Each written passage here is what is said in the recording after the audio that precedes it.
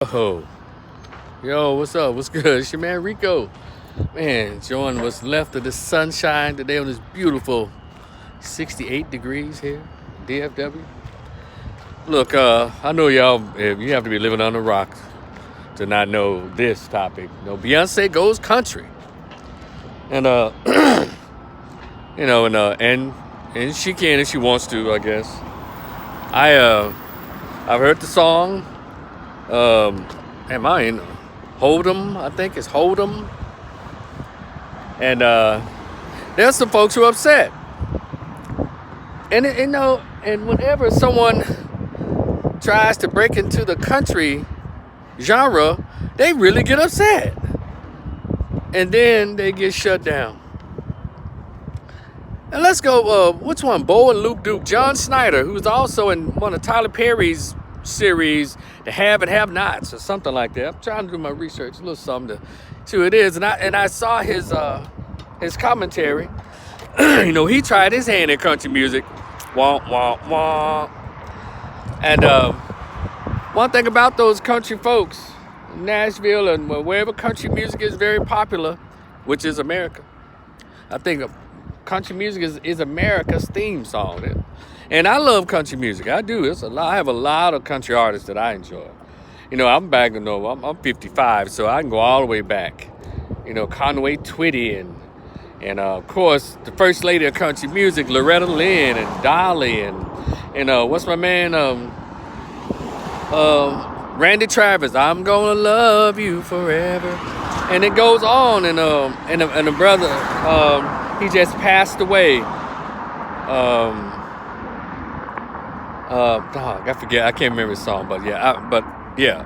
I just say Dixie Chicks before they were canceled back in the 90s or something. They said about George Bush, but so I said Loretta Lynn, Tammy Wynette, and the Judge Grandpa, tell him about the good old days. All of them. Goes across the board. Charlie Pride. Kiss an angel good morning. Let them know you think about her when you're gone. Country music. You've been too gone for too long, and now you want to come back home. Shout out to Randy Travis again. The thing is, country music. They have to be taught when they come out saying, no, that ain't country. That ain't country. Well, white folks, and I mean this in the most respectful way, I guess. There's really nothing that y'all have ever discovered in this country. Really, no, as it relates to music and the arts, nothing. Because the founding fathers thought it was okay to bring some of God's the main God's creations over here from a place called Africa that had all kinds of attributes, even after 300 years of being, having their memory wiped clean, but their DNA was never wiped clean. Come on, somebody. And so they could do stuff naturally that non-Africans or non-blacks can do. And so we owe everything from inventions to, and we're talking about music now, but they have to be taught the history of things. And so some black man on a plantation somewhere up under overseer or something saw him playing music with a banjo or something, and next thing you know, they took it and called it bluegrass or some shit. But one thing is about the European side of this world, they love to go in and take credit and just take over and dominate and suppress and dominate, and then reposter it like it's theirs, like they created it. Like how the New York Post is, by the way, a white Jewish-owned media outlet, the New York Post, the newspaper in New York. They're gonna refer to something that black men have been doing since the creation of haircuts, called the fade. They called it the Travis Kelce. Good God Almighty! And we can just, if anything, Travis Kelce came in and cultured vultured a hairstyle which we're not gonna do that because anybody can get a fade if they want to, but they just have a problem giving credit to where giving credit to where credit is due. That is to black men and black people. And all these rhythms and all this soul and these creations. So, and I'm saying to country white folks, y'all cut it out. Y'all act the fool with Lil Nas X. Old Town Road until here's the deal. When Lil Nas X came out,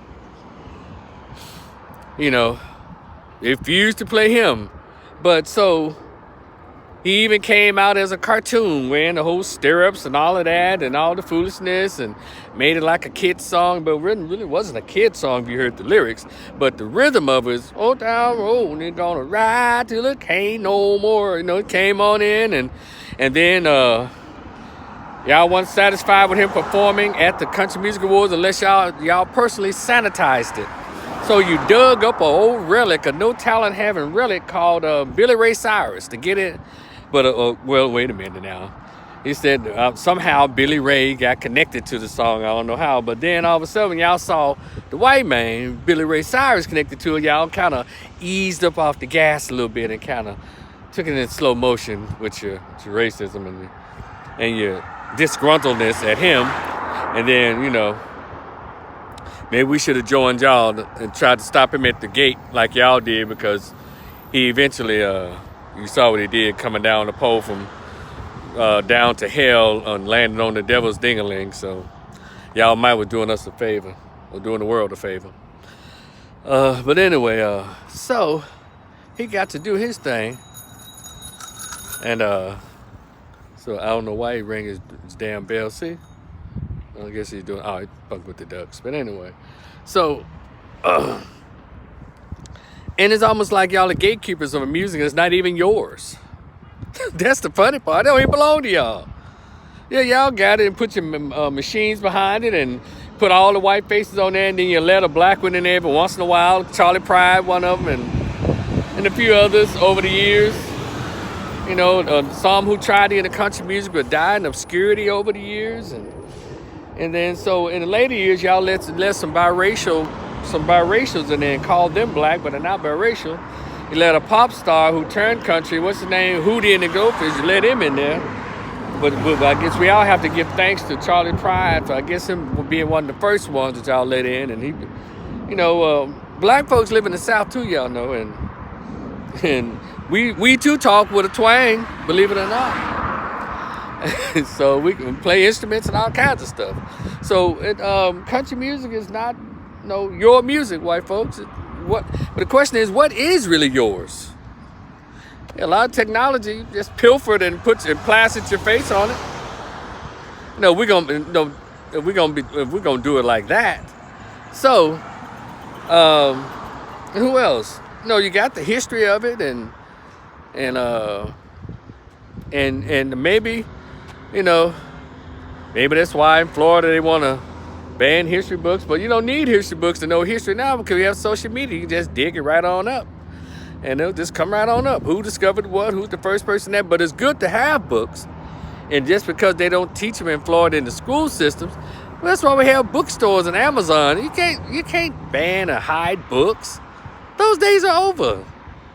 So. To Miley Cyrus went from country music, then she started doing pop, and it's interesting how country artists y'all can go and dip y'all toe into hip hop and pop music and all of that. Cause Taylor Swift was country as a dozen eggs before she went pop. But y'all don't want nobody to come in, but y'all can go and dip everywhere. And how about this? Now there's an artist who's considered alternative folk soul by the name of Tracy Chapman, a country artist, just remade her song Fast Car. And I think he won a Grammy for it. So I don't understand country white folks. And it's not being mean, I'm just calling it like it is. Y'all sure can get mad when somebody trying to break into the genre, and y'all can dip in all kinds of genres that y'all want to. Someone made this point out. That's why I'm saying that y'all. I heard somebody else make this very valid point. Y'all are okay to the gatekeepers of country music. Y'all okay with you dipping into hip hop, dipping into R&B, dipping into pop music, into rock. Y'all do all it because I went to whose concert? Let's see, Dan and Shay. I went to. I was working those because I didn't pay to go. I would have to be working the job security. Dan and Shay, and what's his name? I got friends in low places. No, real Garth Brooks, legend, icon. And I'm hearing Red Hot Chili Peppers in their concerts and stuff like that. So hearing pop and rock music in the country concerts. So y'all can't continue to act like that. And Beyonce, it's a very hokey song, but people like hokiness on TikTok, and they've developed dances, and so y'all might as well let Queen Bey in. Damn. So y'all might as well let her in and let her go do her country thing too, and y'all quit tripping. Let me see, who is this? Hold on, y'all. Let me see. Bonnie C, I love to hear you talk about history. You keep the realness and the truth alive, and I thank you for your intelligence. Hey, Bonnie, how are you? Is that Bonnie G? What's up? Yeah, because, Bonnie, you can't talk about the present unless you acknowledge how the present became the present. So it's history. I don't claim to know it all, but I learned something when I was young, when I was in school and outside school. No, I'm from Memphis. We had a lot of bookstores. It was pretty cool in my hometown. Reading was a big deal in the 80s and 90s. But after the 90s, all of a sudden the bookstores started closing, and and poetry was big too. So anyway, country music. We all love country music. But it's a shame that country music is so connected to so much racism. I mean, y'all really get ugly with somebody who's not white singing country, and you see somebody black is in an all country environment, a bunch of white folks. Y'all really become very indignant. I have to say that. I happened to be working at that Dan and Shay concert and the Garth Brooks concert, and so I was there with quite a few other of us who was black, but country white folks, y'all a different breed of white folks. Y'all can really be indignant and really be mean, and some of you can really be rude. Now some of you just regular, folks that can be nice. But a lot of y'all, because y'all be like thousands of y'all in there and maybe 100 blacks in the environment, y'all can be really pissy. I'm just saying the truth. And again, I love country music. Y'all need to share it and let somebody else make some of that country music money too that's not white or not biracial. I know it's a couple of black girls, and I can't recall their names right now. And it's one of my favorites, so I get to see on YouTube every once in a while. Country music. Could y'all play more Miko Marks music? She's been doing her country thing for, I know, at least 20 years. Miko Marks, y'all know who that is? Miko Marks. And she does, now it's kind of folksy country what she does now. Y'all check that young lady out. Country music, let her in. Y'all play her music. Put her, get her on the shelves. Y'all let her in country music. Yeah, she's a sister. Yeah. So y'all stop tripping. And Beyonce, Beyonce jumps from scene to scene. She go from single ladies, then she just did this last album was for the LGBT mainly. And now she want to conquer the country crowd. It's just Beyonce. She's a musical chameleon. She tried to adjust and adapt to everything when they think there's money to be made. But also, Beyonce with her status can also knock down some doors. And that's what it's about. Knocking down walls and knocking down doors. Creating avenues where folks can walk on through that otherwise it was pretty tough. So shout out to James Brown. Shout out to Sarah Vaughan. Shout out to Sam Cooke. Shout out to all those who came, before. Shout out to Michael Jackson. Shout out to Prince. Shout out to so many of them that had to endure, had to knock those doors down so we can just walk on in. Those of us, there's still some more doors to knock down. But there's a song that Michael Jackson sang, and it's on YouTube. It's a celebration to Sammy Davis Jr. And it was sad because that was probably one of the last public appearances that Sammy Davis Jr. made before he succumbed to his cancer diagnosis. You can tell that he was pretty sick in that dedication, that ceremony. Whitney Houston sang. He did a final tap dance little thing with Gregory Hines. And Michael Jackson sang this song that was very apropos, very poignant. It's the song, and he sang with a lot of heart and feeling to him. It's called Because You Were There. He said, you took all the hurt, you took the pain, you took all of the, the brutality, you took all of that. We're here because you were there. And so I pay homage to all the ancestors that made it possible in music and in the arts and academia and politics, to make it possible for people who look like me to get up in there and try to continue even 10 times what they attempted to do when they faced all this backlash. And again, country folks, y'all let it go, man. Let us come in there and play the guitar. You know Jimi Hendrix was the king.